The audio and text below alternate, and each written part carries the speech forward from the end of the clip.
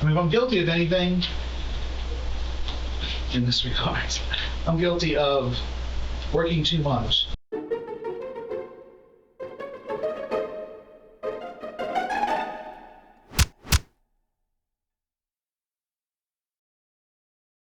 In the heart of Blue Ash, an inner suburb of Cincinnati, Lieutenant Jason Swartout arrived at his place of work. Every morning, he punched in for work, his badge gleaming under the police station's fluorescent lights. But when his colleagues immersed themselves in the relentless grind of crime reports and case files, Jason made a 360-degree turn and went right back out the door. He walked backwards. Jason's desk remained meticulously organized, yet he wondered how long he could keep up this charade before the truth clawed its way to the surface. Forever, of course. No one would suspect the sharp-eyed lieutenant of slacking off. How could they?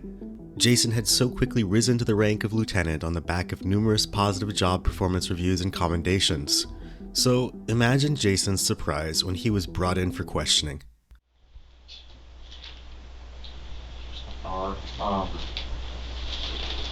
We'll get on recording here in just a second, but I don't want to ambush you here. I'm not playing games. I'm not trying to trick you or anything. We were contacted by your superiors December 1st regarding some discrepancies in your payroll records. And we'll get more into that. So we'll get on recording here. I'm asking a few questions if you want to speak with us today. Okay. I'm going to read you this form. Once we're on recording, it kind of explains everything, that you can't be compelled to be here, that you were voluntarily here and you want to talk to us voluntarily. Okay? Do you have any questions before we begin?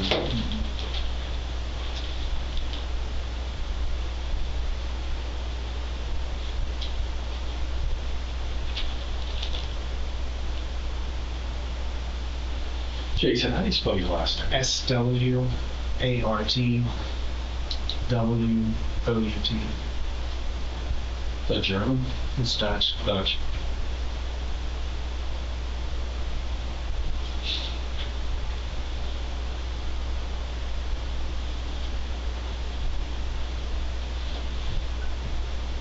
Today's date is Tuesday, January 9th, 2024. It's 13:35 hours.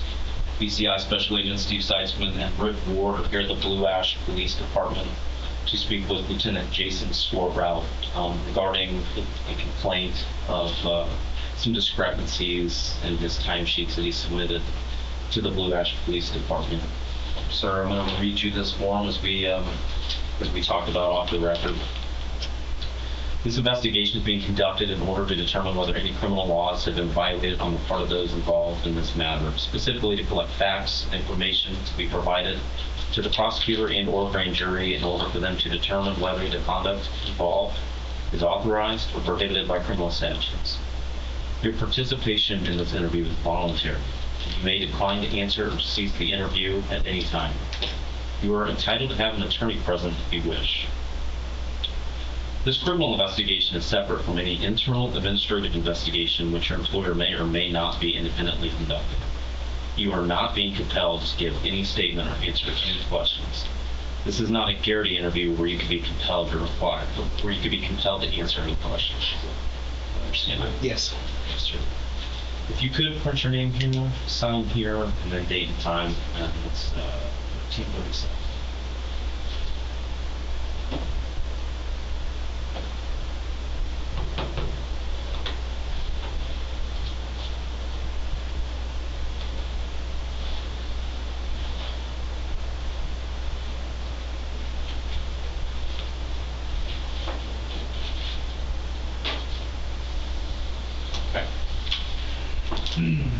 So the gist of the complaint is that you submitted some timesheets showing that you're here at work, when in fact they reviewed the video and you never show up to work. So that's kind of the basic complaint that we've sent. What's your initial reaction? Well, I mean, it's 100% true that there's times where that I'm logging work and not here.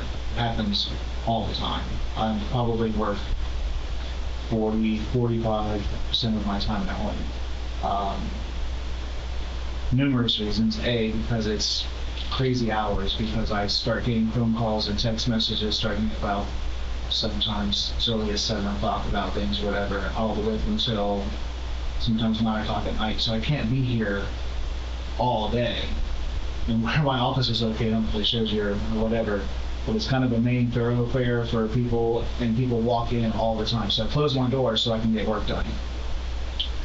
I get most of my work done either when my door's closed and people don't think I'm here, if it's late where the bulk of the people who come in and want to talk or whatever are gone, or when I'm home. When I got promoted last year, it was told to me, I was instructed by Captain Gerhard, who was just over there, that my timesheet, keep it simple. 8 to 4, 8 to 4, 8 to 4, 8 to 4. I know your hours aren't going to be 8 to 4, you're going to be all over the place, but 8 to 4 is what you're going to put down in your timesheet. And then keep track of your hours. You can flex your hours however you need to, because we understand that we're going to put a lot of work on you.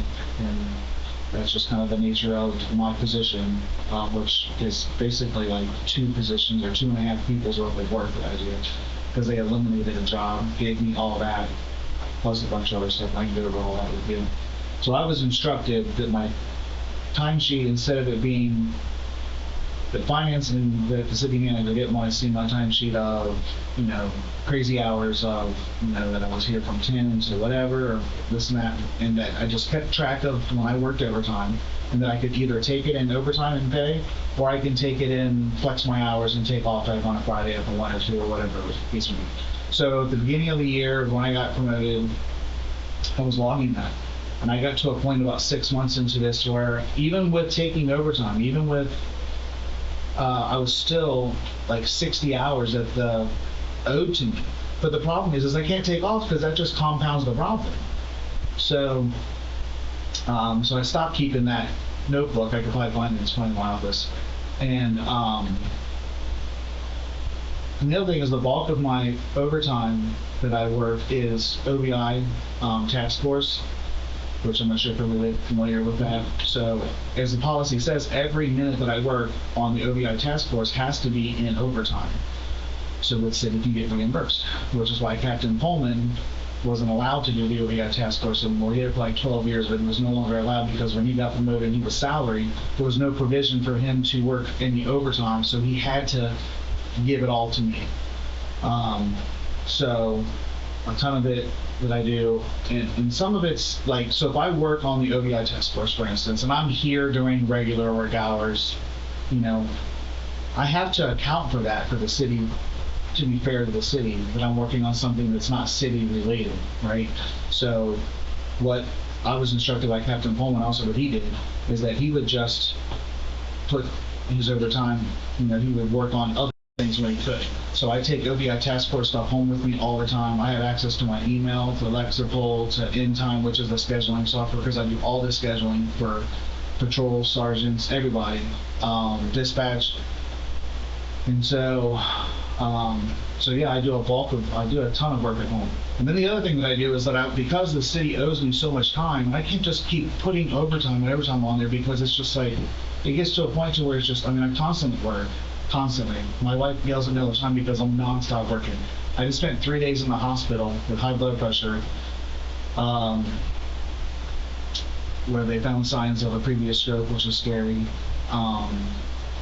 Like extremely, 2:30 over like home, whatever, crazy stuff. So, and when they did an interview before my stress test, they're asking about like, what is your lifestyle? Like, what does it look like? What are your day-to-day stuff? So I started explaining like, work is the bulk of my stress, because they wanted to know that I recently go through something that was extremely stressful that may explain why your blood pressure is, through the roof and you're about to stroke out or whatever. And when I started listing all the things that I do and everything that I work, a revelation came to me that I've got to take some stuff off my plate, because even though I can do it, even though I can physically keep up with everything I'm doing, it's killing me.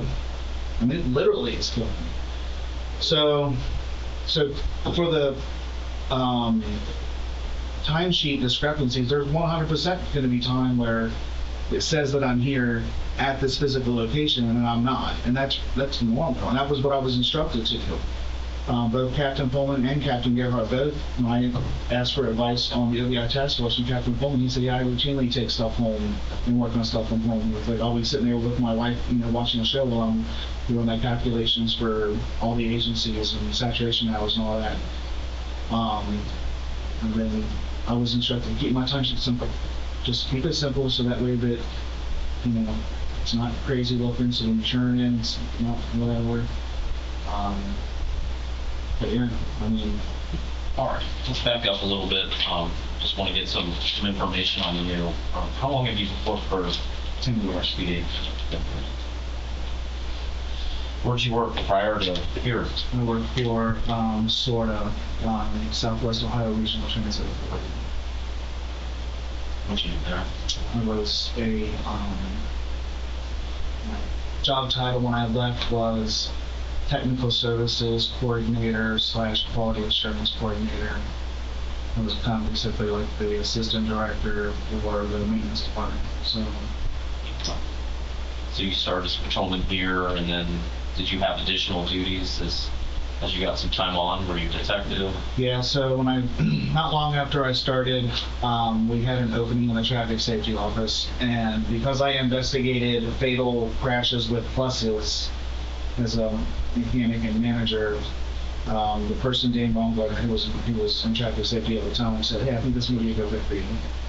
So we talked about it. I went to a traffic class and he said, okay, this is pretty cool. So anyway, I was a traffic safety officer for a few years, after being a patrol officer for, I think it was only on the road for a year and a half, and then went to the traffic safety office. I was in the traffic safety office and we had some pretty major criminal investigations going on, and at that time, Sergeant Gerhardt came to me. They were trying to find a guy who was involved in the shooting, and they had all these triangulation phone records from a guy that they were looking for. He goes, hey, all of our people have looked at these. We're not sure what to do with this. Seemed like a smart guy. Do you mind taking a look at it, see what you can figure it out? So I spent like an hour on the internet looking up how to do triangulation on cell phone stuff. And I found this PowerPoint. It's probably like a week-long PowerPoint class. This class, and I wish I remember who did. And I watched this class. I'm sorry, this lengthy. I was going to get you the phone. So anyway, I watched this and I found some information and was like, okay, I think I might do this. So I printed off a map of the area and I went through every azimuth, and it happened to be like, I think T-Mobile, and they published where their towers were and like where their coverage was, which made it really nice. So I took that and kind of overlaid it a map. And then I started putting the azimuth and the direction of where he was, and he had to end at this point because the tower only covers to this point. So anyway, I went through all those records, looked at all of his locations, figured out if he was traveling from here to here, what's the likely routes he would have traveled, and then I looked for any discrepancies. So like, for instance, if I knew that he was in this location because his phone is in this location, but there was a time where because I developed a plate. And so anyway, I turned all that in. I said, here, look, this is my best guess of where I think he lives here. I think his friends are over here. This is where he hangs out a lot and whatever. And so they ended up catching me from a Crime Stoppers type of all things. And it turned out that it was correct. Like he was real close to where I pinpointed where he lived and things like that. So this investigation thing is pretty cool. So we had an opening come up with. So I'm to the chief. I was still in traffic safety, and I told him I'd do a 5-year commitment. I'm in traffic safety for like 2.5 years at this point in time. I said, hey, look, I know I told you I'd do 5 years, but I kind of like the 5-year detective because I think really cool. And so I was fortunate enough to be a captain for a few years. And then was promoted to sergeant after that. Went back to the road. I was a second shift supervisor for 4 years ish, and then. Last October, the previous October of August 2022, was promoted to lieutenant. So that's. Promoted to lieutenant is in the current position you're in now, administrative. Well, I'm support services bureau commander, but so at the same time that I got promoted, we did some major transition moves. We used to have a staff sergeant. The staff sergeant took care of schedule, payroll, and fleet. And if you guys know Sergeant Allison Schley, she ran that for about 4 years. It was very overwhelming for her. Very overwhelming for anyone. There's a lot of work with the schedule, payroll, and fleet. Well, when they eliminated that position, they decided, and when Steve Schuller retired and they moved captains around, things like that, they said that they're going to get all the schedule, payroll, and fleet tuning. On top of that, I oversee CIS and CIU. I oversee records, property room, dispatch, Lexipol, which is our policies and procedures. The OBI task force got dumped on me. The LEL grant, which is the law enforcement liaison for the Ohio Traffic Safety Office grant, falls on me. Traffic Safety Office, I oversee all the canine officers. I mean, there's a huge umbrella. So on top of all of that, that's why I said I need like 2 people's jobs at least, maybe 2.5 people. Which is why I end up having to work from home all the time, because I just can't. If I'm here, I don't get as much done with everybody in my office. And I can't be here, 14, 15 hours a day every day. I would probably end up doing it worse. So what's the approval process for working from home? You have to tell the chief, hey, I'm working from home today. No, I just, it was just like so none of the command staff really know where they are at any time. You need to get a hold of them, you just call them. Because I don't know what Roger's doing, Rob's doing, Pete, whatever. I mean, I think that Pete probably has the most predictable schedule. He's usually here early in Rogers, Everybody else, I have no idea, what their schedule is. I will text Rob that, hey, I'm working from home today. There's something you need, whatever. I'm just but most of the time, I only work from home maybe in the morning, and then I'll come in, and then maybe work, from home a little bit later. Hopefully, I get it all done. Hopefully, by the time I work from home in the morning and get some of the more important things done, all the schedule stuff mostly, and then get here and work on whatever I need to do.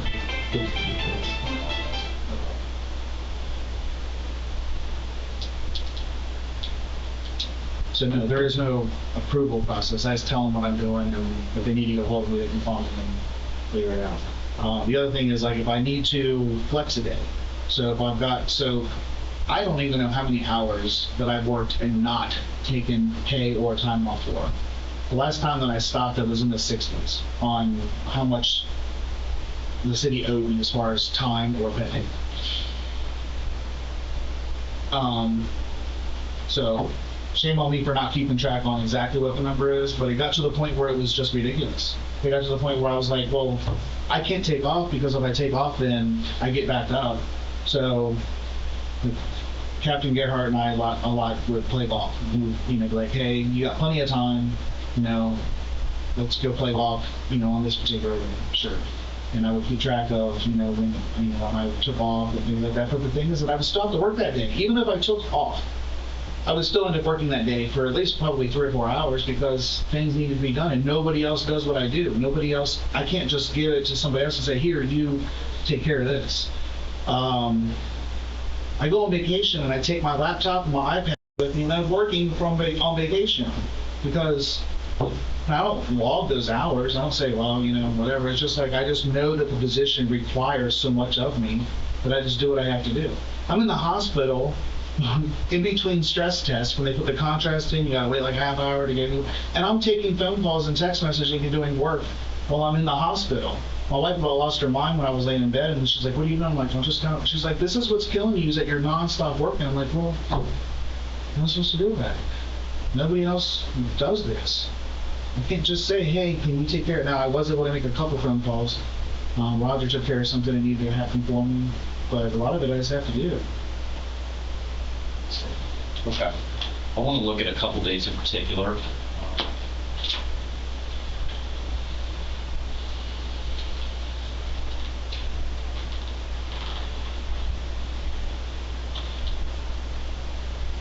Saturday, November 11th. And you report, okay, so you actually don't put in that you're working, but you do come in here and work for, looks like about 2 hours. So you don't put it on your timesheet that you're here. But then on Sunday, you don't show up, but you put in for 4 hours. Can you walk me through what your thought process was on that? Well, I didn't. So the 11th was a holiday. being better instead. I needed to come in to probably do payroll. I didn't want to put in that I was here on a holiday. Because it looks like, why would you be, if you have the option of coming in on a non-holiday, why come in on a holiday for holiday pay? So, I'm just going off the budget, it's most likely the case. So I most likely worked even more on that Sunday. So I knew that I worked the day before for 2 hours, and it's a minimum of 3 hours when you come into the office and work, when on an off day, it's a minimum of 3. And I have probably had another hour of working from home and just compiled it in 4 hours on Sunday. That way I wasn't putting down holiday, because I think that I wouldn't want my people, if they have the option of coming in, if I knew that they had to come in on the weekend to do payroll, and they had the option of coming in on a day that wasn't a holiday and not whatever, I'd be like, why tax the city on a holiday? But I probably had something to do on that Sunday, to go to church every morning and whatever. So I probably just decided to knock it out on the 11th. I'm just going to let that name. Okay. Well, on Saturday, after you leave here, we start traveling to Virginia, and you're in Virginia at least through Monday. But on Monday, your timesheet shows that you were here 8 to 4. Yeah. So, my son is stationed in Virginia, and I took my iPad and my laptop for every trip that I've gone to Virginia. I've gone now, I think, 3 times because he was an AIT, National Guard. So there's no doubt that I worked, even though I might have worked later when I got there. Like, what would you do? Like, run me through. So typically, it's almost usually schedule related. Sometimes it could be a task force, depending on what I need to get done. So if I have an agency who turns something in where I need to make a correction to their things, and then I submit it to the state, and the state sends back and says, this is wrong, which happened all the time because this year was a huge learning experience for me doing the other task force. So then I'll have to make corrections to that. Most of what I did was schedule it, as far as from, if I was home or not home, if I was outside of the office and I had the laptop and that, because I could get in time on there. So most of it was approving people's time off, posting overtime, posting for off-duty details. So it was almost, I would say, probably 80% of it is scheduled. Is all that done through InTime, which is a software for your schedule? Okay. Some of it's just checking the schedule. Some of it's going through and checking to make sure that the sergeant, because the sergeants on duty are supposed to be filling the schedule, but they don't. So I always check it to make sure that when a posting comes down, so if somebody called in sick, for instance, there's the protocols for them to call the on-duty supervisor and say, hey, I'm going to be sick, and then the on-duty supervisor posted it time. That hardly ever happens. They call me. But if it does happen, and it gets posted by a sergeant, then I just always have to fix the posting, but it's hardly ever correct. And then make sure it gets assigned to the proper person as well, because we completely redid the way we do overtime now. So overtime is now on a round robin process, so I've got the spreadsheet that I can access that I can see who's due. So if 2 people sign up for the overtime, I can say, well, this person is the one who gets it. Or if nobody signs up for overtime, I can say, well, this is the person who's getting forced because of where they fall on the overtime list, if that makes sense. And I do that constantly. How long would you spend on schedule? Like, for instance, on this weekend, you're in Virginia. How long would you spend on schedule? Just depends on, probably, I don't know. Honestly, I was probably on a couple hours a night, at least. Now, I might not put it all on, so if I worked overtime, I was working for, let's just say I worked 2 hours one night, 3 hours another night, whatever. I may just put it all on one day that I worked overtime, especially if I was out of town.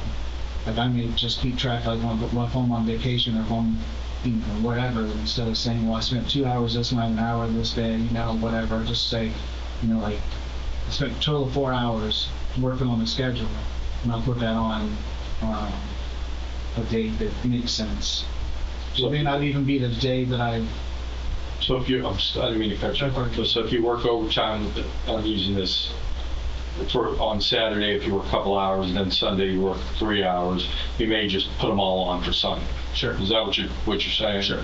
So instead of working 2 hours here for overtime and 4 hours or 3 hours here, you just total it up for 5 hours on one day. Yeah, and that might come beyond on a Monday that I put it on there for, depending on where the schedule falls. I try to be cognizant of the fact that I'm not putting hours on,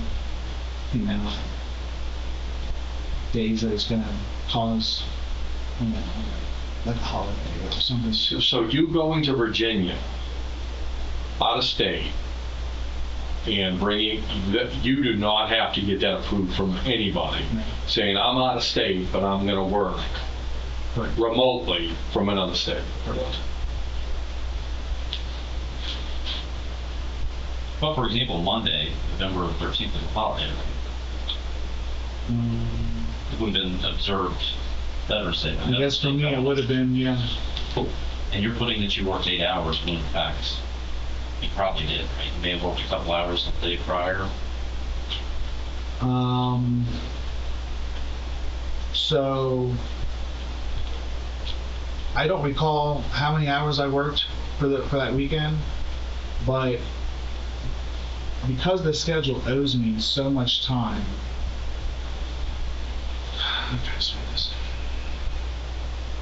I don't know what the think of hours are that I have not claimed, that I haven't either taken off for because I can't, or taken overtime. Like I said, the last time I checked, it was over 60. It was in the 60s. So I will, so some of the time that's counted, I'll put on a day that it's like, of course, it's like, why wouldn't I have a full day on holiday? I'm working my butt off all the time. So if the schedule owes me over 60 something hours and I worked 4 or 5 hours on a particular thing, I could make that into a full day, knowing that the schedule owes me so many hours anyway. I'm not saying that I can think of a specific time where I had that. It's just a thought now. So I worked so much. I worked like nonstop. It's just one of those things where it's just like, well, of course I worked on Christmas Day. I worked on New Year's Day. I worked on Christmas Eve. I work when I'm in the hospital. I work. It's one of those things where it's a nonstop thing. I'm constantly. So just give me an example on any given day where you're working on the schedule. How much time do you dedicate to this?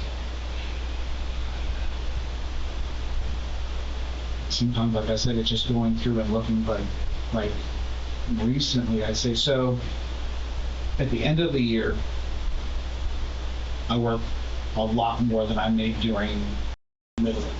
And the reason for that is because I'm inputting and creating a template for the next year's schedule. And this was my first time doing it completely by myself. Last year I had some help with Allison and Scholler, who had done this before. We all kind of got into a room, we did it together, because we were going to a 12-hour schedule, which was completely new to the department. We had never had 12s before that I knew of. So I had their help creating a template, figuring out, because we had to do shift bids, figuring out who goes where, and then inputting that all into the calendar, getting a hold of everybody, making sure that they're picking their short day by seniority. So at the end of the year, I did that all by myself, which was a huge task. And so I did a ton of that from home when I could, just because I couldn't keep up with it. So it just depends on the season to give you a time frame of exactly how much time I work on the schedule. I probably won't work on it as much in the middle of June, just because everything's flowing mostly. But it depends. If we get somebody who's off IOD and now all of a sudden I'm posting a ton of overtime for all of their openings because we have minimum shift requirements, then I may end up working a ton. So right now we just had one retire, but I've got one on military leave, we got one on IOD. I think there's another one as well. Anyway, the schedule's kind of a mess right now because we have a lot of people off. We're trying to hire new people, so I just loaded their schedules end to end time, which takes forever. You have to go through, and it's not like it's just one click of the button and I can just populate and load their schedule. It's a hard question to answer as far as how much time I spend on a day-to-day basis on the schedule, because there's some days I could spend 16 hours. There's other days I could spend 4. There's other days I could spend... When you're working from home, it's primarily for this. Primarily, I would say that 20% of it could be ODI task force related. It could be just answering calls and text messages that are about investigations, that are about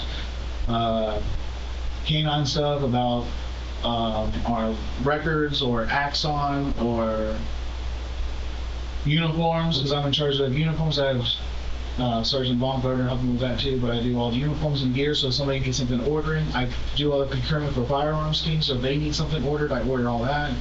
And the firearms sergeant is a night shift, so he will text me or call me at night and say, hey, we need, whatever.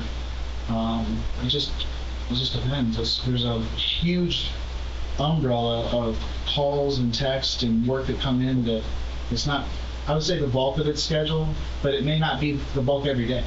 It could be something else that comes in. It could have, we could get a CIS call out where Dane calls me and we have to talk about, what we're going to do for the next hour. It's just like, well, talk this through and figure out what we're going to need, what kind of resources we need, what we're going to toss that help. It could be texting off-duty details, because if we can't fill a detail internally, there's about 7 or 8 outside agency people that we routinely use. So I'm calling and texting them, so I'll text them and say, hey, can you work Shabbat on this day? Well, of course, I've got to wait half an hour to give them time to reply, and so usually 2 hours later, I've got enough people texted that I finally filled that job. So it could be that. It could be just a wide array of things that are on my plate, but I can't say for sure exactly how many hours are spent on schedule. I mean, here's my issue. We've looked at the records, we've looked at the dates in question, and I've looked. So your scheduling software keeps an audit of how much time you spend. We're talking like a matter of minutes, not hours, but like you're spending minutes on it. But yet you're putting that you're here for 8 hours. What else could you be doing for 8 hours? Well, like I said, if I wasn't here for 8 hours, then I'm taking that time off potentially. So if there's a time where I'm not working on either schedule or whatever it is that I'm working on, and I'm logging that I'm here or I'm logging that I'm working, it's because the schedule owes me so many hours that it's just like I can't take the overtime. I just flex my time where I'm just like, well, you're here, but you take off. And it happens all the time. So you have this arbitrary, you have this number 60 hours. It's probably more than that. It's probably, like, it's something you've calculated over the time that's owed to you. Right. And you said you were keeping track of it, but then kind of stopped. It just got too ridiculous numbers to where it's just like, why am I keeping track of this? Because I can never take off. So based on that, that you believe that you can take off because the city owes you that time. Well, that's what I was instructed to do. I was instructed. And they said, hey, I have all this time that I've accumulated, that I've worked and never put in for. Right. But I'm just going to take it as I go. I mean, here, there, and I'm gonna say I'm working, but I'm not, because I'm gonna put in for the shift, the hours, but because the city owes me this time, I'm just gonna take it off. I'm gonna be on the books, but off not doing work. Does that sum it up? Correct. Because of that time that you have in your bank, informal bank. So just, yeah, absolutely. Right. You bring it down to a week. Let's just say that if I worked 40 hours Monday through Thursday, and I wanted to take off Friday, so we just break it down to a small week, just so it's easier, to look at it. Then that happens all the time. I mean, well, we're flexing. Sure. Flex so this is flexing on a scale of where I've got so many hours the city owes me that I stopped keeping track of it because it got ridiculous. So that it was just like, why am I even keeping track? I'm never going to be able to take off this many hours. I'm never going to be able to put him for even the overtime for it all, just because it's like that becomes a ridiculous thing as well.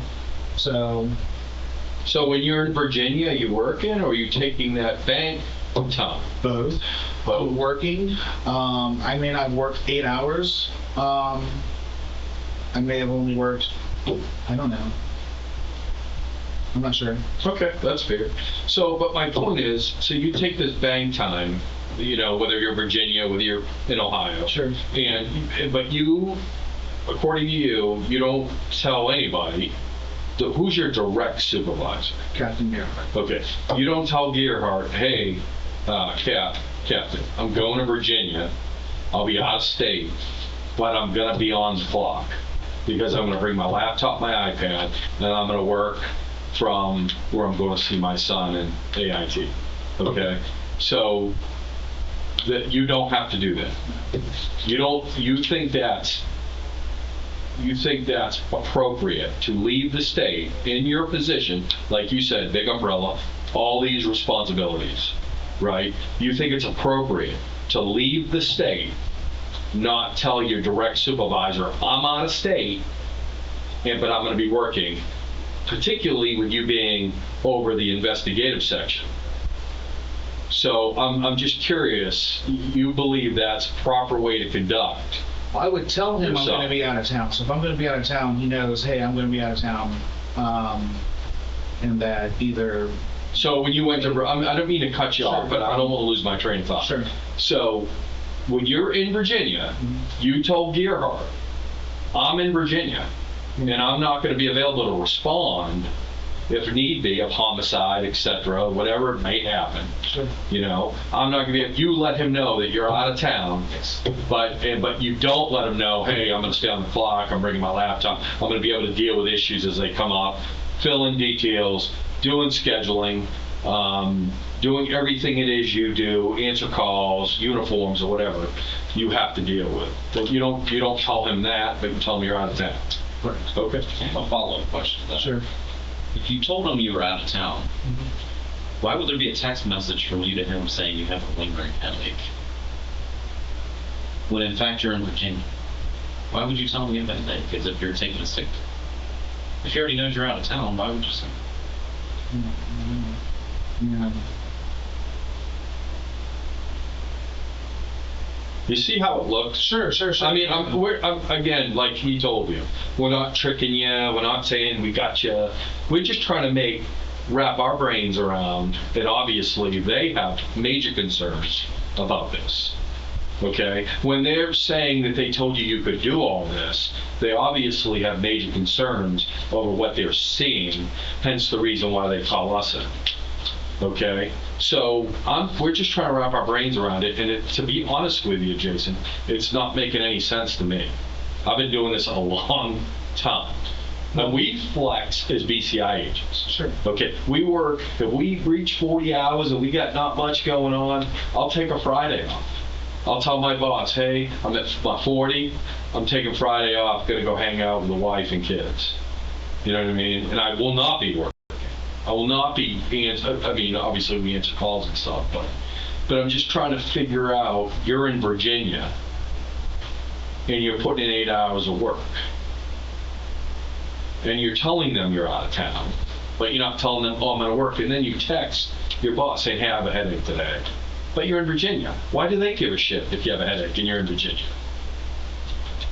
What day was that I had a headache? Because I don't even know. It was a day in October. Was I allegedly in Virginia that day? Yeah, you were definitely in Virginia back then. Okay. And you sent a text message saying, hey, lingering headache. Mm-hmm. What about Thanksgiving? Where were you at Thanksgiving? Virginia. And did you say you were working here? I don't know. They all knew I was going to Virginia. Who's they all? The whole plane said I was going to Virginia. On Thanksgiving? Yes. When did you leave for Virginia?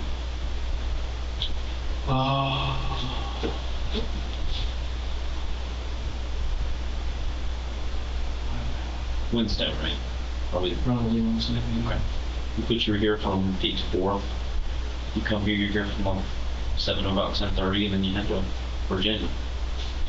and then you report that you work overtime pay, overtime holiday pay, Thanksgiving and the day after both paid holidays, but you're not here.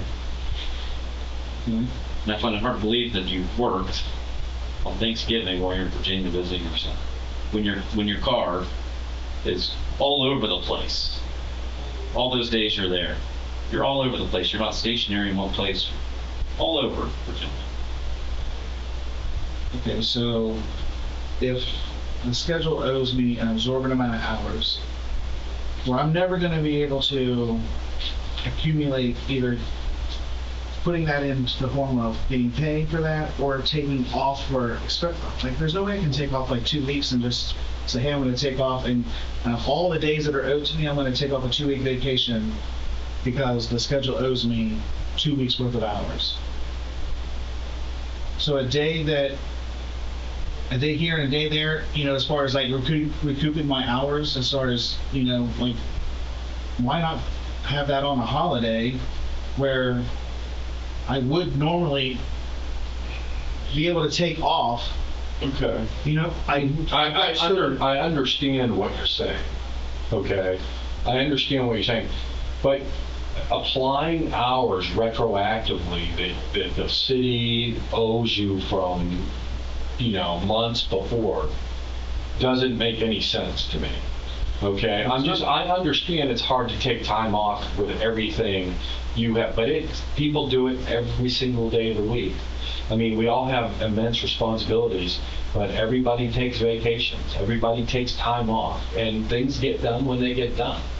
But when you're talking about that you have this informal bank of hours, I'm not saying they not owed to you, but you have this informal bank of hours that's not in any type of official bank, whether it be a comp bank, vacation bank, and then you're applying them as you wish.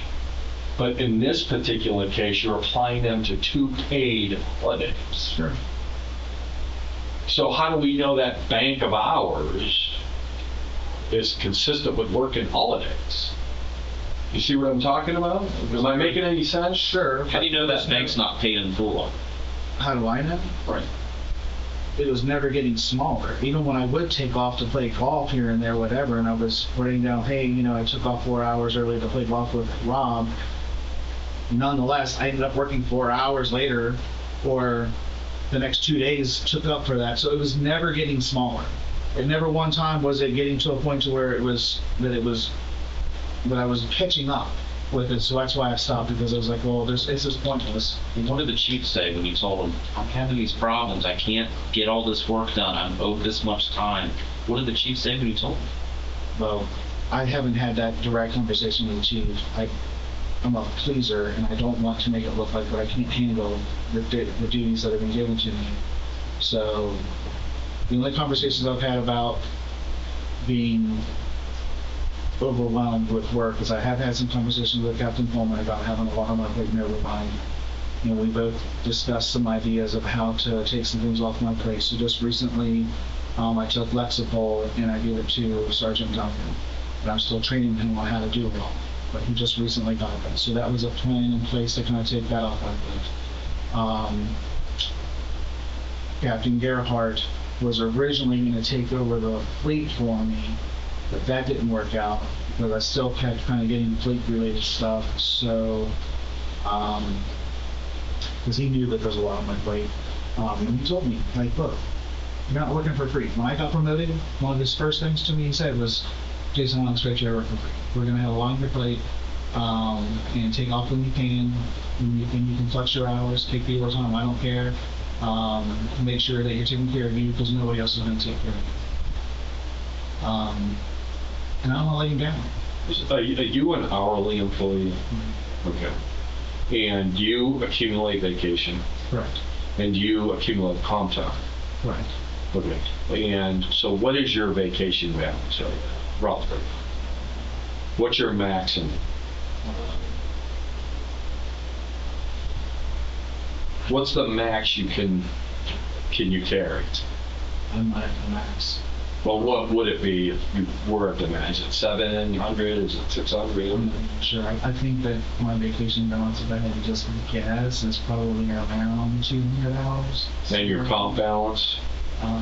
It's probably around 60 hours, 40 hours. And what's the max comp you can carry? For lieutenants, I think we can carry a max of 120 or 180. I remember it's different with patrol. Why is that not full? With as many hours as you want, why is it not full?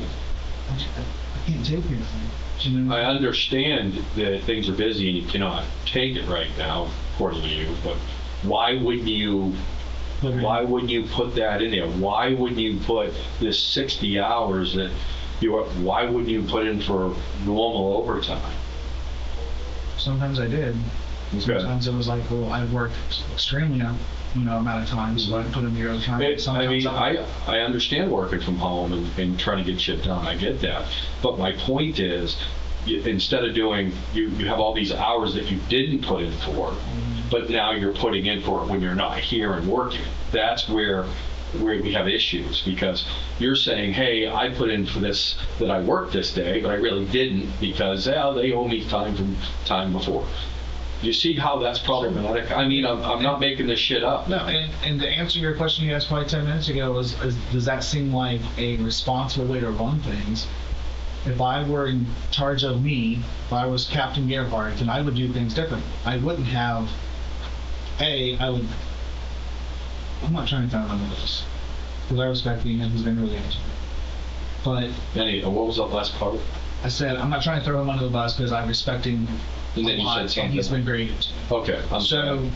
But I wouldn't have it to where that, and you had to get approval. I would have it to where that you had to be, I would have analyzed, so everybody who works for me, I make sure that they're enough on their plate that they can do what they need to do and do it without having to cut corners, without having to wreck their family life. There's a few people that I'm concerned about that I work for me, so I routinely talk to them about their schedule, making sure that they're good because they do have a lot on their plate.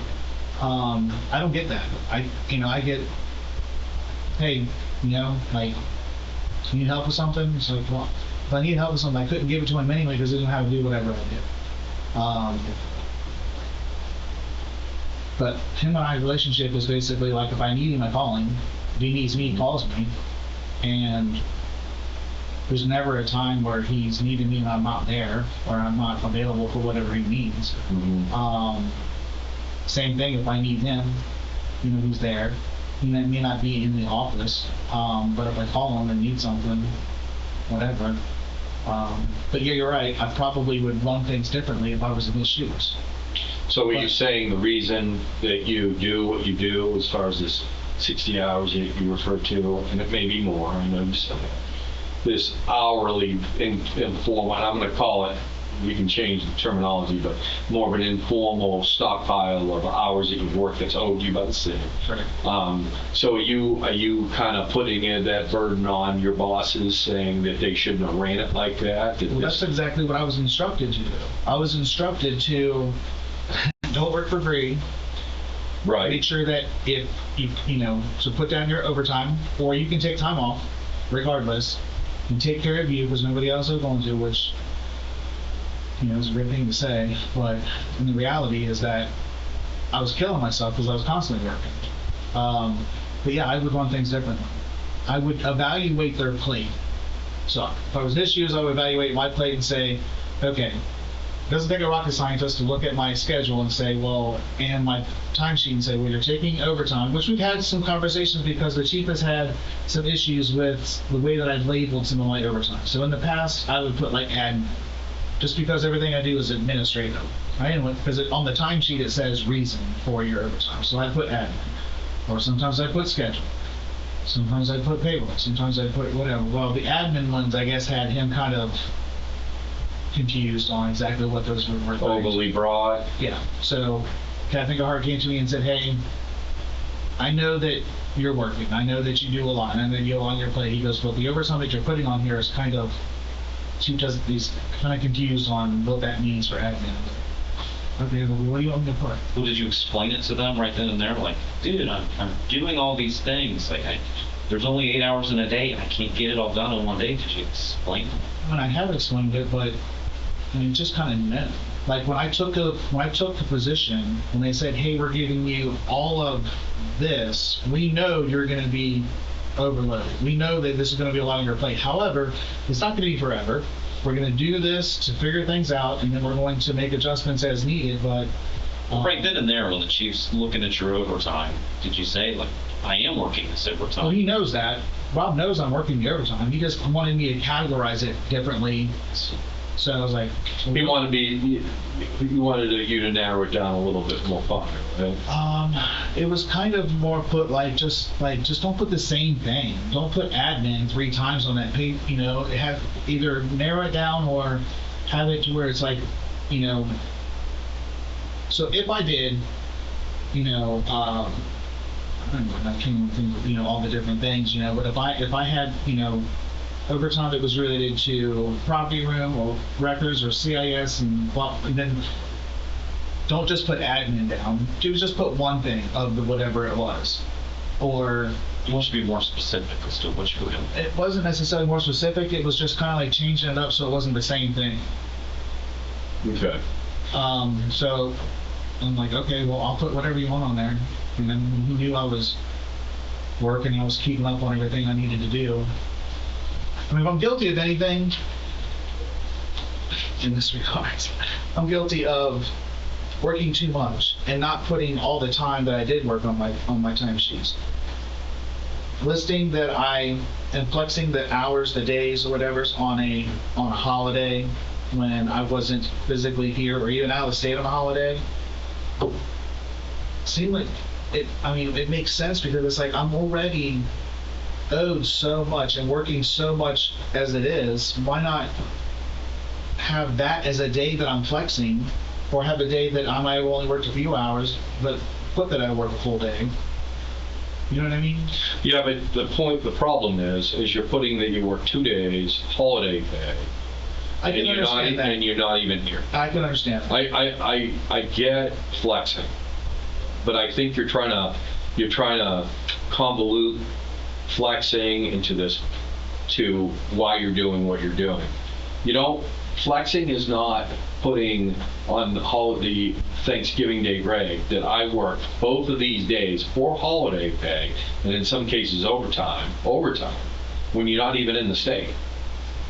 And I'll be honest with you, Jason, I don't believe when you're in Virginia all around that you're doing work. I'm sure you probably took some calls and did some peddling around on the laptop or the computer, but I don't think you're working. Okay, so you can't have it both ways. Records certainly don't show. Either you're working and you're putting in for the time because you're working, or you did what you told us, you put in for the time because they owe it to you. So which one is it? Or is it both? It's both. I mean, that particular trip to Virginia on Thanksgiving, I don't recall how many, you know, phone calls I took and how many times I even looked at the schedule. I don't remember. I know I had it with me for sure. I had the laptop. Okay, well, I bring my work laptop with me too, but I seldom open it. Just because you brought it doesn't mean you used it. Well, I remember using it. Okay. More hours were probably flexed on that particular day than actually worked. And if the city doesn't want me to use flex hours on a holiday, then I'm fine with that. I'm completely fine with that. I have no problem. But it was never. But you think told me. But you think it's proper, for the record, we're on tape. You think it's proper to put in that you work 2 days at holiday pay and not even here. I don't care if you're out of state or home. You believe that in your scenario is proper.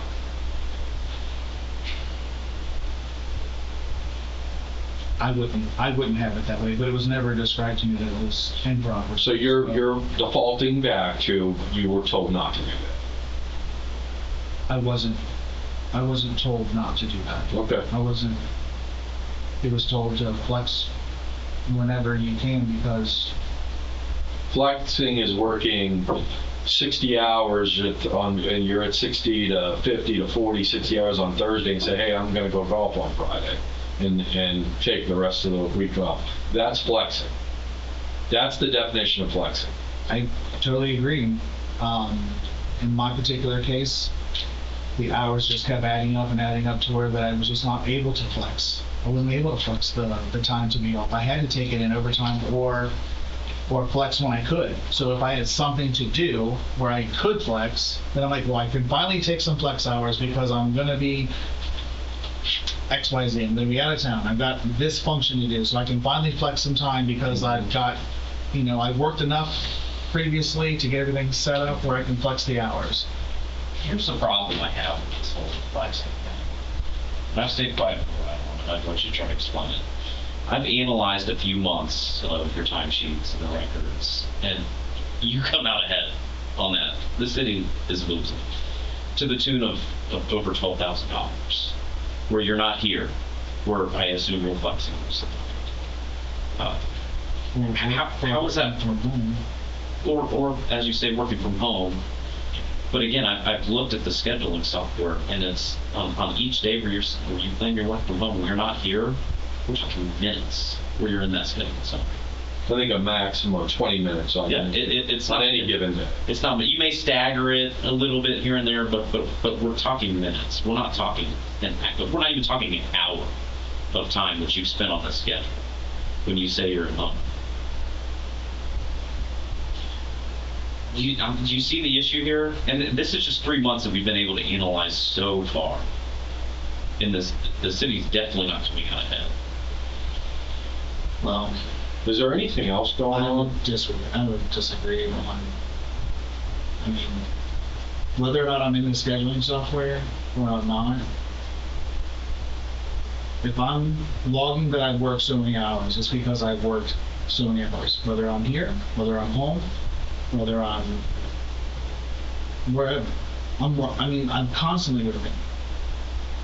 I'm working, like I said, when I'm in the hospital. And I put down that I was sick those days. If you look on that timesheet, I didn't log any hours. That's not what we were told so far. So, but we'll verify. Well, it was just this past Friday. So I was only off on Monday, Friday, because I left Thursday afternoon. Yeah, so I'm in the hospital sick and still working. I get what you're saying.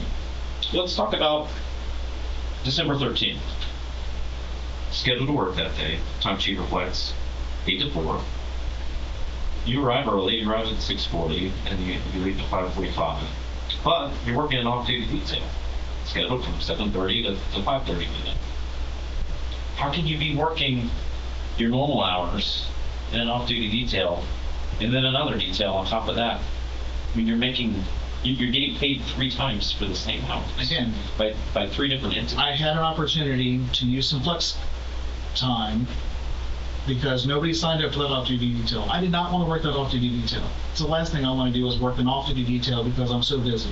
Nobody signed up for it. When the Israeli Hamas stuff kicked off, we have a lot of Jewish facilities around here. A lot of people called in for off-duty details. And so I couldn't fill that one, so I went and worked it. And I was like, I'll just flex a day.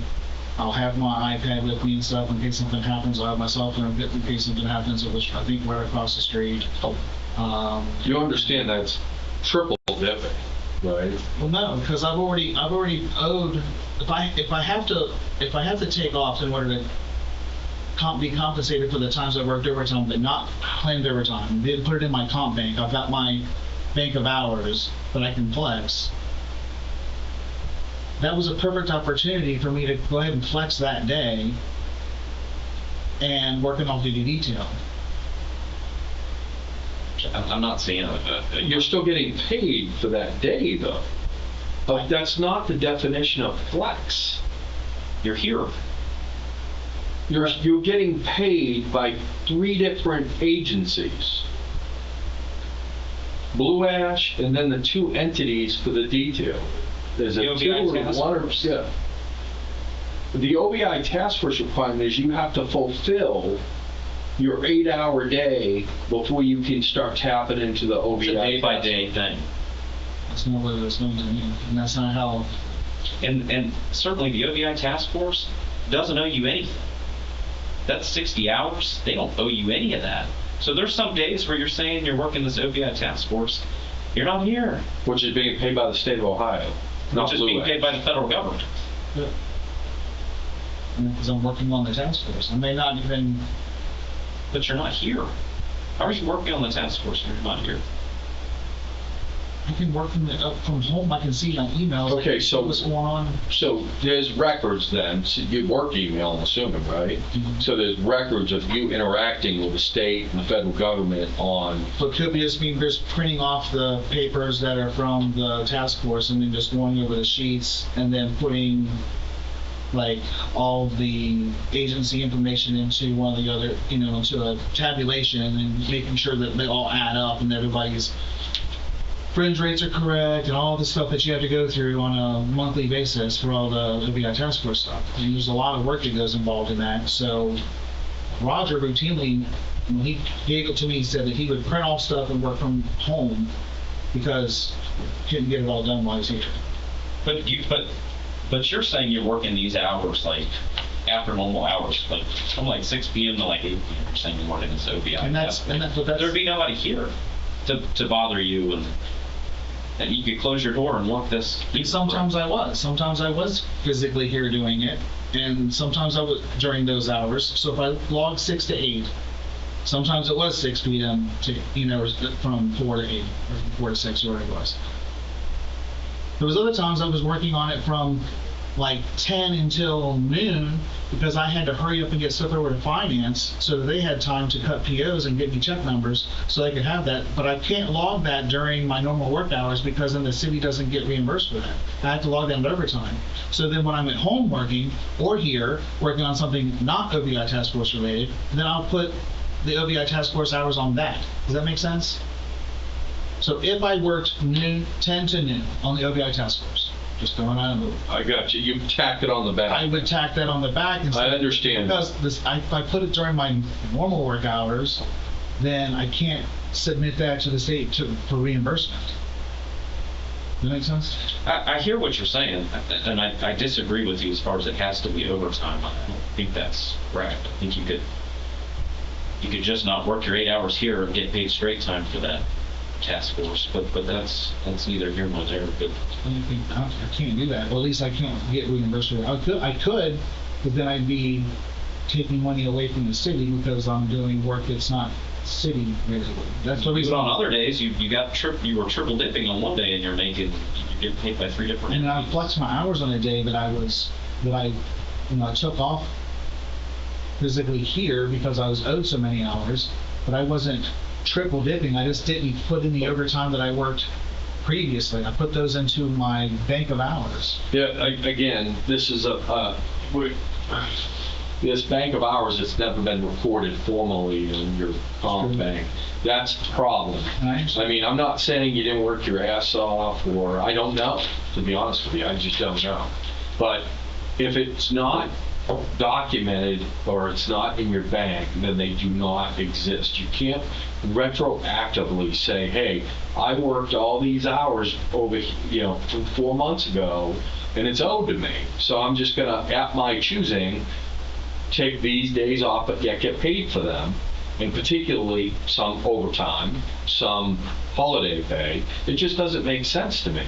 I see what you're saying, and I don't disagree that that's a better way of handling it. That's not the way It's absolutely the wrong way to handle it. And in my opinion, it's criminal. Because how are you ever gonna tell anybody or show to anybody that, hey, 4 months ago, I worked all these hours and it's owed to me, but I have no record of it. I know you said you kept a notebook of all the hours you worked, but then you stopped keeping track of it. Do you understand how this sounds? I mean, I've worked with you. You're not stupid. You worked in the private sector for how many years? Yeah, I mean, come on, listen to yourself talk and explain this to me. Please. The only thing I can say is I would have done things differently. If I were the chief or in that position, I would not have so much liberty involved with that. But it was explained to me when I started that this is how you're going to do it. I don't want you to right to you.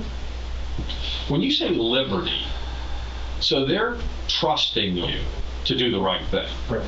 And you have a lot of freedom. Correct. Okay? So what you're saying is because of that, this is why it happened. Because they gave you a lot of rope, so to speak, that this was able to kind of occur because it was that loose. I would say because my workload has been so immense, and because of the rules or lack of rules that was given on how to handle getting everything done and getting compensated enough time off for a good work-life balance, that this is the result. Is that I worked my ass off. I promise you that. And I have so many hours where the city either owes me in overtime or in time off that I got to the point to where I stopped tracking. But yet your comp bank's not full. Right. And you didn't put in when you had the opportunity, you didn't put in for overtime. Sometimes I did. Which doesn't make sense to me. Sometimes doesn't make sense to me. Well, it's like this. It's if I worked in a given pay period, if I worked 12 hours of overtime in OBI task force, I have to log those OBI task force hours. I understand. In order to get that back. If I worked an additional 10 hours overtime from the city, then what my mind does is I equate to, okay, well, I got another day that's owed to me plus 2 hours. I'll just put in 2 hours of overtime for whatever. I almost always put in for overtime that I had to come in on a day off when I come in for payroll. Like I was just here this past Sunday for probably 5 hours. Now, it wasn't just all payroll. Part of it was payroll. And then a huge sum of it was doing other things. I didn't plan on putting 5 hours on my next pay period that I was here doing whatever. I would put the regular 3 hours to call in and then to do payroll. And then those extra hours would just go into that bank. Were you here for Christmas? Yeah, for Christmas. Was it physically here at the office? Right. No. Did you put in your timesheet that you worked 8 hours with it? I probably put in that I had my flex time and put that I was, that I was 8 to 4 throughout and getting compensated for the days, the hours that I About New Year's. I wasn't physically, I did work. I remember working on New Year's. How many hours? 8 hours? Probably not 8 hours. What'd you put on your timesheet? 8 hours, I'm sure, because it's a normally looked at. I mean, these are public records, right? These are your timesheets. And they're not active. I totally understand, and I agree with you, they're not. They're not because that's the way I was instructed to do things. I was instructed to 8 to 4, 8 to 4, no matter if you came in at 10 or whatever, and that if you have to take work home with you, take it home, do what you need to do from work or from home. Don't do anything for free. And flex your hours if you can. If you can flex your hours, flex your hours. If not, we'll take your overtime because we understand. Again, in my opinion, flexing hours isn't putting in holiday pay for 2 days a year here. And I don't disagree that's looking at it from that view.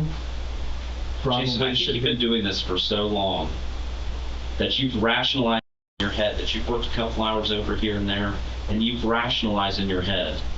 Each and every time you show up, you flex your hours, you don't show up to work and you say you're here. You think that that's okay? Well, I can tell I'm not going to be able to convince you otherwise, but what the truth is that I've looked at 3 months of data so far. Okay. And the city is not coming out ahead. You are in Virginia, you're flexing your hours, you're not here more than you're here. I do have a question, Jason, about the DUI overtime or the OBI grant. So I understand that you work your regular shift, and then anything, and they get reimbursed for the overtime. Okay, the city does. So you say, well, I'm in my office or at home, and I work 2 hours in the middle of the day dealing with the OBI task force. Okay, you could still continue on and work a total of whether, say, 3 hours of DUI, OBI overtime, you can work, a 10-hour, 11-hour day. Even though that time spent, just because that time is spent in the middle of the day, doesn't mean you could still work the overtime in that particular. You understand where I'm getting at? I understand what you're saying. In the middle of the day, something pops up that you have to deal with the OBI grant, okay? That still could be a overtime if you work the appropriate amount of hours. Yeah, you work 8-hour day, then it wouldn't be, the city wouldn't be reimbursed. You see what I mean? Sure. November 13th was the day that you texted your boss. You said, I'm taking up DC personal care today. Checking schedule stuff from home, lingering headache. Do you remember that text message? I guess. Sure, Virginia. And then which number was? Mm-hmm. I don't understand why I was said that because he knew I was in Virginia. I mean, I wouldn't be out of state. I don't understand about that. But the bottom line is, Unless, I don't know. no, go ahead. I was No, what I'm I was trying to figure out what that. I did have. So on. I don't know. I'm not gonna. You got home at 2 in the morning that day. And it said lingering headache. Didn't come in. Okay. So I was home. 2 a.m.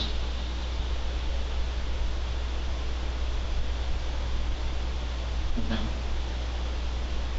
So I was really almost taking the personal care for the next day. Did you put in for personal care day? I think I just flexed it probably because Why would you say personal care day?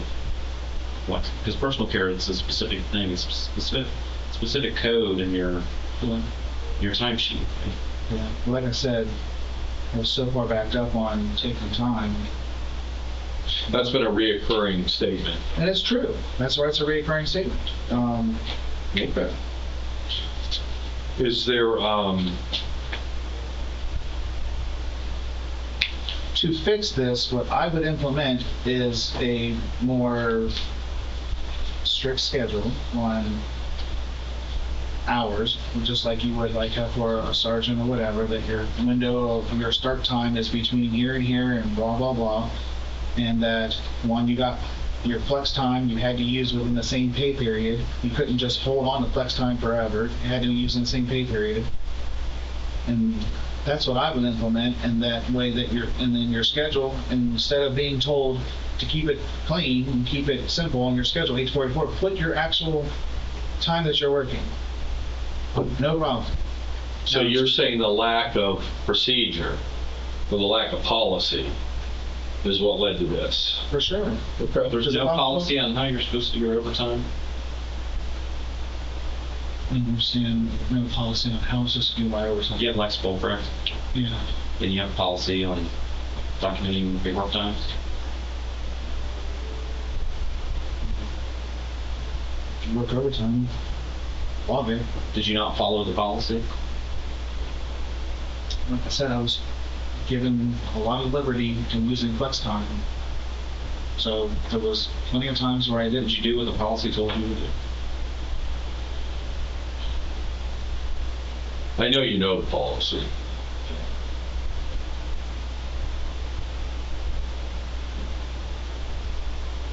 But how's your, I'm going to ask you some personal questions, you don't have to answer them. But how's your financial well-being right now? Good. Everything good? I can't hear you. Everything's fine. There's nothing lingering problems. I'm making ends meet. My wife works part-time, which is helpful. We're kind of empty nesters almost, so the kids are kind of moved out, which is Yeah. helpful. Yeah. So Anything else going on with?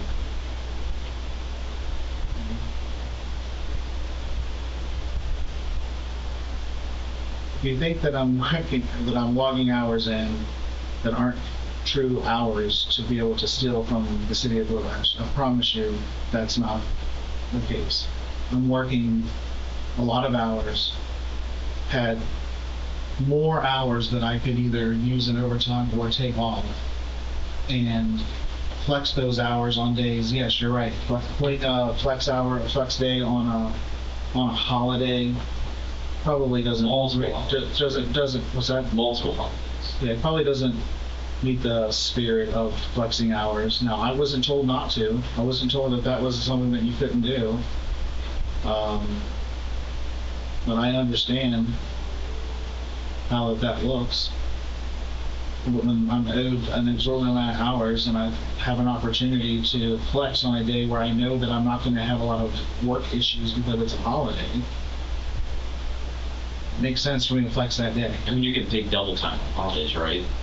I think a couple of those holidays certainly adds up to 60 hours. If I'm here working and there's not a lot going on, so if I'm here from 8 a.m. to 4 p.m. on a holiday,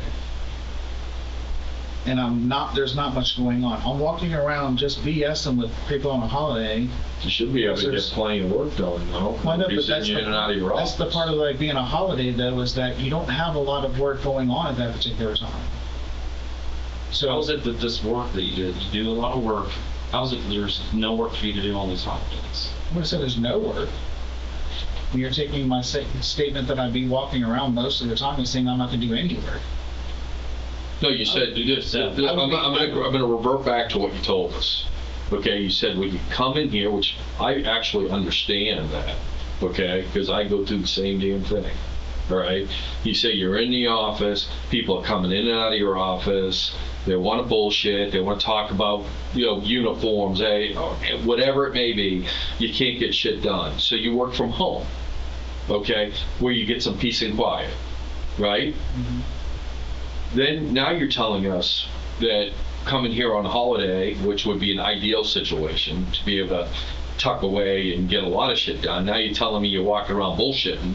Not saying I'm not putting words in your mouth that you're not getting anything done, but you're walking around bullshitting because there's not a lot going on, not a lot to do. So I mean, which one is it? It's both. I mean, when work on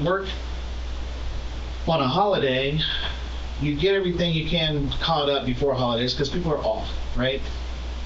The people that you talk to for this and for that, or people are off, so you try and get as much as you done. A lot of people in the city aren't here. Yeah. So what I could do on a normal work day, I can't do sometimes because of a holiday, because none of the other people in the city are even here. I see. So there's nobody to send emails to. I'm not saying there's nobody. Well, I don't mean it literally. I don't mean it literally. I wouldn't be working necessarily. I wouldn't have as much workload unless I specifically planned. If I cut my workload into a point to where I planned on, which could be a smart idea, to come in on a holiday where I know there's not as many people here to get stuff done because it's a piece of quiet. But everybody wants to talk to you. Everybody wants to whatever when they're on holidays, and I don't know. I think I see what you're saying. It would make sense. Well, I'm just saying you can't have it. You can't have it both ways. Well, you can, because you have a lot of work to do on a normal work day where you have people here in the city. You have this and you have that and whatever. And then on a holiday, call volumes are down. Nobody else in the city is here, so you spend your time on a holiday here in this position anyway, or even patrol. We've had about 6 holidays recently. That's 96 hours that you flexed. That's well over 60. So how do you know where you're at on this so-called bank of hours that you have? Well, admittingly, I stopped keeping track just because it was never going down.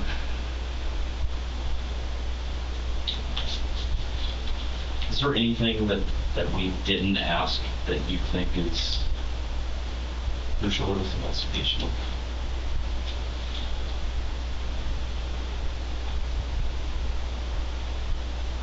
The only thing I will add to this is that all of my evaluations have shown that even though I have a lot on my plate, I have great evaluations with I don't have a history of getting counsel for not getting my work completed, or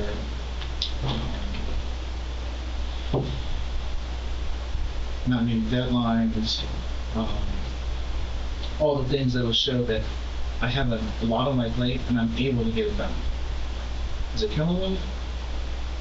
Is it making my blood pressure crazy and everything like that? Yes. Yes. Are you having any issues with any of your superior officers? Is there any reason why they would have brought this to our attention? Is there some sort of malice between you guys? Is there something going on? No one has it out for you? The only great, as far as I know. And if there was any ever issues, I would imagine that they would bring it to me right away and say, hey, this is what we want you to do from here forward on this particular thing, and then I will 100% comply. They don't want me flexing time and putting on a holiday, which I understand. I probably wouldn't do that. If you on it now, I wouldn't do that.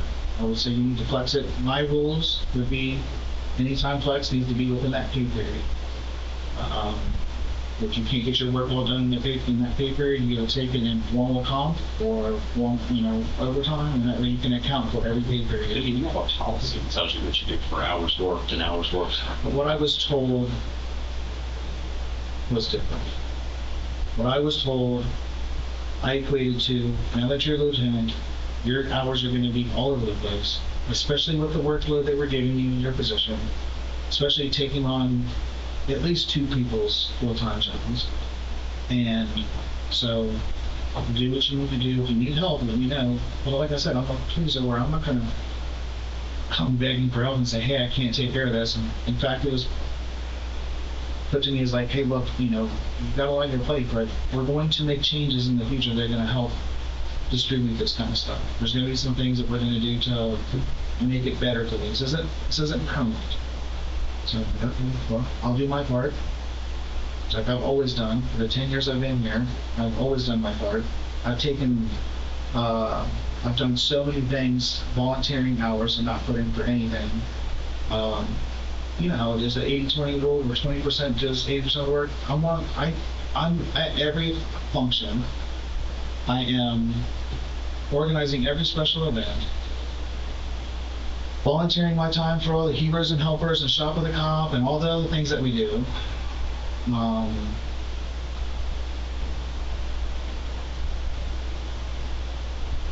I said, I'm guilty of anything. I'm guilty of not logging my overtime the way that I should have just put in for everything during comp or informal overtime, and that way that I didn't have a flex thing of whatever. Because personally, the flex thing for me, it's just like I can't ever take the flex time. So if I have a holiday or something that's not as busy, I'm inclined to take the flex time then because it doesn't hurt me as bad on my schedule. I can actually take that day off without worrying about the schedule being a mess or something crazy happening or whatever. In my opinion, comp time is essentially flex time. And I just can't wrap my head around how your bank isn't at its max limit.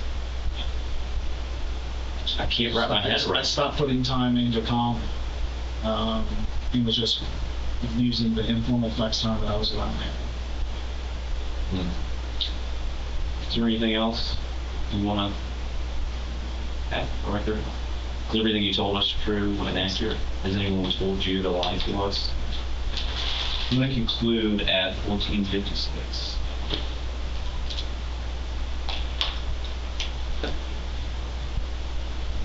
I appreciate you coming in. I don't know if they want to talk to you before you leave or not. I'll touch base with them first before we take you loose.